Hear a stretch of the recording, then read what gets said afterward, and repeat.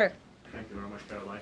Is the United States in the process of pulling out of Syria militarily? Because the president wanted to do that in his first term as well, and he had a lot of pushback from the Pentagon and Congress. And based on what he said yesterday, is he considering doing that in a short time? The president was asked and answered this question yesterday, and he, as the commander-in-chief of the United States military, reserves the right to review troop deployments overseas at any point in time. Is that a topic right now? Yes. Thank you.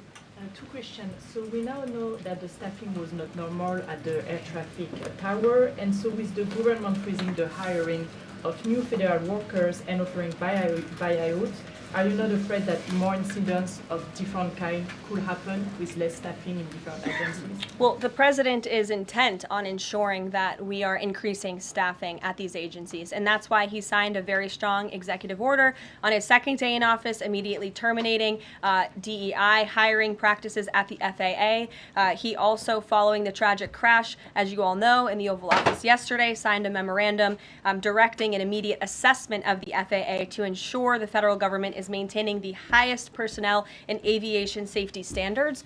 And I would also just say there's a cultural piece to this as well.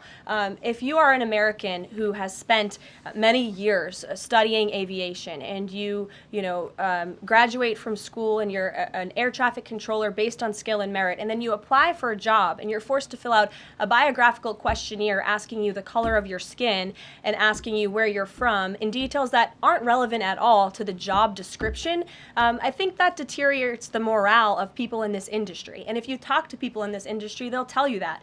In fact, many of them filed a lawsuit against the FAA a couple of years ago under Joe Biden's administration because they were denied positions because of this DEI hiring practice that was putting identity politics over merit and skills. That's unacceptable. And I think just to put a fine point on this, because this is the third or fourth question I've answered on this subject, when you are flying on an airplane with your loved ones, which every one of us in this room has, do you pray that your plane lands safely and gets you to your destination, or do you pray that the pilot has a certain skin color? I think we all know the answer to that question, and as President Trump said yesterday, it's common sense. Rob Crilly.